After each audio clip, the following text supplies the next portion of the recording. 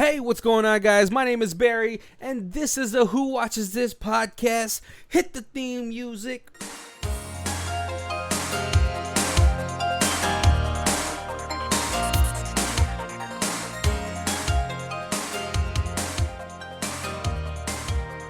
Oh, yeah, theme music. What's going on, guys? I know you guys are asking, hey, Barry, where's Kobe? Well, we've decided to bring you a new little program in the middle of the week, which we will be releasing at least 2 episodes a month every other Wednesday. That way you guys can listen to our sultry voices more than once a week. And so the idea behind these little sub episodes are they're not going to be about movies per se. Oh God, did I really just say per se? What have I become? Well, no, they're not going to be about any particular movies for the most part. We're actually going to be doing little essays for you guys as just to hear our thoughts and where we're coming from. When we decided to do this podcast, we wanted to show people, or like at least let people listen to the ideas of why they should give other movies a second chance. Or what today's topic is about, give foreign movies another chance. So I hope you guys enjoy these little sub episodes. We're going to try to keep it under 30 minutes. So it's going to be a fairly quick listen. I don't know where you guys are at in the world. But hey, you're stuck somewhere sometimes. So I hope you guys can enjoy these little, I want to say, intellectual depths of ours. Is that a good way to say it? I don't know. But I hope you guys can enjoy this. So today's episode of our little essays is going to be called the subtitles, The 1-Inch Barrier. Now, if you guys aren't familiar with that term, it was Bong Joon Ho, winner of 4 Academy Awards, that said that if people can get over the 1-inch barrier of subtitles, that people would be able to open themselves up to a whole new amazing world of cinema.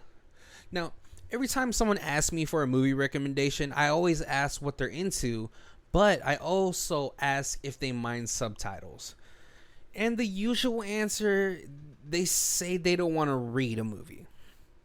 Now, unless you're reading a script, then you're not technically reading a movie. But I think every time I hear this response, I die a little bit inside because I feel like so many people miss out on amazing experiences of different types of movies in foreign countries. Now, the thing I like about foreign films is that it doesn't treat its audience like they need to be spoon-fed information. They don't finish the puzzle for you, but instead help you about 80% of the way and let your imagination fill in the rest. They want you to contemplate more on what you've seen, and that way the movie has a bit of a longer lasting impression rather than it being a fleeting moment. Now, for the most part, Americans have been acclimated to movies that have resolutions by the end of it. But let me ask you some questions. When a movie doesn't have a clear-cut resolution, how long does that movie stick in your mind? Do you find yourself more anxious to talk about it with somebody? Do you find yourself looking online for theories or explanations just to justify your lingering thoughts? I know I've done that a bajillion times, and I know you have too. Now let me ask you another question. When a movie has resolutions by the end of the film, how long does that movie stick in your head before you move on to the next thing? Besides like statements that you could have where you're just like, oh, how cool, or that was fun, does it make you feel anything else? Now, in another episode, you'll know that I said not every movie has to be a masterpiece. So you can't say, especially with the episodes of this show, that I only like masterpiece art house type of films. That's not true, but I'm just saying that you have, like, sometimes you gotta like expand your horizons and let yourself feel more things. Now, what I like about foreign films again is that the directors have visions for their projects, and their goals are to make you feel something significant rather than the run of the mill happy ending. It's to tell a story that takes you somewhere rather than where you were expecting to be by the end of the film. They stir up these emotional responses to make their audiences feel what they were feeling when they wrote this film or what they envisioned for this film. Don't get me wrong, American cinema has started to do this as well, but it's been in very small doses because they're still worried about money and screen test movies that might not be intended for the target films, thus degrading the film to a shell of what it was supposed to be and possibly ruining it beyond repair. I mean, there's still a ton of you out there asking for the Snyder cut, and they finally listened 4 years later. So I'm pretty sure you guys know where I'm coming from. Now, I know I mentioned Bong Joon Ho, the director for Parasite, at the beginning of this. But this essay was not brought upon because of Bong Joon Ho. But if you haven't seen Parasite, watch it and you'll realize why it won 4 Academy Awards. But what brought upon this essay was the movie Burning, which was a highly praised South Korean film that won a couple of accolades at Cannes Festival, or Festival de Cannes, in 2018. It led to winning other awards as well, but there are a whole bunch of like stuff I don't know. Maybe one day I'll be invited to them, and that would be really awesome. But that movie led me to write this essay because after watching Burning, I was left with so many different questions and so many different emotions. I was asking myself, what really happened? Was that the resolution that I was ready to accept? Spoiler alert, was she really gone, or did she go into hiding? Did Steve Yeun of Glenn fame from The Walking Dead, did his character really murder that girl, or was he just so oblivious to the lower class lives that he never questions if they ever just disappear? There's so many things that went on in this movie that I had to rewatch it 3 times, which is a total of 6+ hours just to see if I missed something. Burning left me with questions that will never get answered and emotions that angered me. I was left feeling so empty from the first viewing that I just had to lie still for about 30 minutes processing that movie before I could go about the rest of my night. Now, I know that doesn't sound like a fun time to a lot of you, but there has to be some of you that watch movies just to cry and watch movies obviously just to laugh, and I'm pretty sure I didn't go into this movie just so I could feel empty at the end of it, but I appreciate the mastery and the artistry of the director, the writers, the actors that were able to make me feel this type of way. And so one of the awesome things too about foreign films is that it gives you insight to different cultures and different perspectives, how their everyday lives are and how they view the world. I mean, we're all the same people, but our struggles are vastly much more different than the rest of the world. What's normal to us is foreign to them and vice versa. And I think that's interesting to see how we could live on the same planet yet be so different. I think this is one of the important factors when watching foreign films. It teaches us different cultures, even if it's in small doses. But it educates us to how other people's lives are, and everything like that. So, if I was too lazy to read subtitles, I think my movie taste would be as bland as vanilla ice cream. I don't know what's really bland to people. Reading subtitles while watching movies, it's gonna be hard for the first couple rounds, But after that, your brain learns to read / watch, and then you stop even noticing you're reading the subtitles. If you guys take away anything from this essay, it's that give subtitle movies and shows a chance. You might be surprised by how good a film is when it doesn't treat its audience like a child. You'll be more surprised when a director respects your intelligence enough to be able to process these type of movies, this type of message, to want you to delve deeper into all of these things, where it's not just a bunch of random cars blowing up or a hot chick. And if you've listened to our episodes, you know how much I love hot chicks and boobs.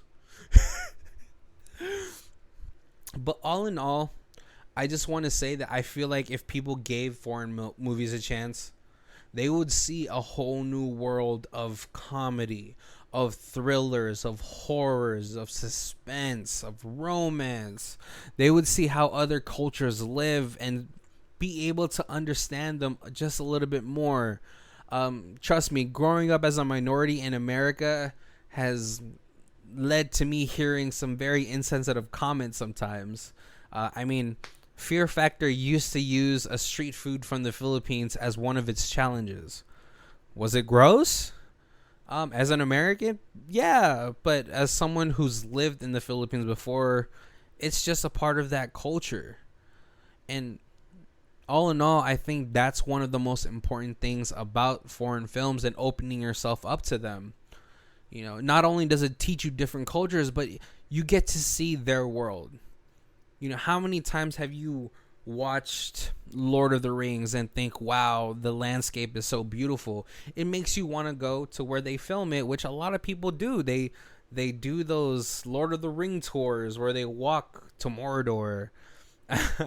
And it gives those countries tourism money, and it gives them people that want to explore their country more. And so I think that's what's important. I know some days you just, after work, you just want to put something on where you don't have to pay attention, especially if you have kids. The younger they are, the more uncontrollable and wildly they are, that they're running around the house, and you just want something on the background. But if you want to give yourself a treat and give foreign movies a chance, I feel like you will find how much you like them. Now, for me, my country of choice when it comes to foreign films has been South Korea for the longest time. But hey, I do love me some European films. Those are awesome. French films. There's a whole bunch of the French people had a huge exploitation movement a while ago. It's very shocking. If you guys have never seen Irreversible or Irreversible, I know I'm saying that wrong. France, I'm sorry. But those movies were done really well. But right, like as of the last couple years, I've been really stuck on South Korean movies. I think they have an awesome way of telling stories, especially their thrillers and their horror films. It plays a little bit different. I love Japanese movies because of how outlandish they can be, especially their gore ones. If you've ever seen Baseball versus Zombies or Suicide Club, Tokyo Gore Police, it's just there is a good amount of movies out there that will fit everyone's taste. I used to love Filipino movies. Unfortunately, of the last 20 years, it hasn't been what I was enjoying for the most part. So, the essay is over. I'm sorry, guys, if I'm rambling. I'm just letting you know what my preferences are. But yeah, definitely give yourself a chance to watch a foreign film. Ask somebody if they can recommend a film for you to watch, because I could tell you all the films that I like, but it's like me telling you where to go for your vacation. I don't know you. But if you guys want my recommendations, please hit us up on our Twitter down below. Hit us up on our emails if you want recommendations. And if you guys do end up watching those movies, please email us back. I want to read your response on the show before we start any regular episodes, or I can read them on our letters or our essay episodes just like this one. Because I love sharing my love of film with anybody who's willing to ask. So if you guys want some really cool thriller suggestions or horror suggestions or comedy, please just hit us up. And I hope you guys enjoyed this new segment that we're going to start, because we're going to try to keep doing it every Wednesday. So that way you guys get us on hump day. I kind of want Kobe here just to reply to my terrible jokes.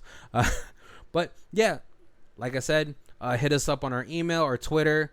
Everything is down below. If you guys want recommendations, I will be more than happy to do so. But I will ask you what type of movies you do like before I hit you with any recommendations. I don't want to hit you with anything too hardcore and you're like, that guy's not really good at recommending me movies. They all upset me.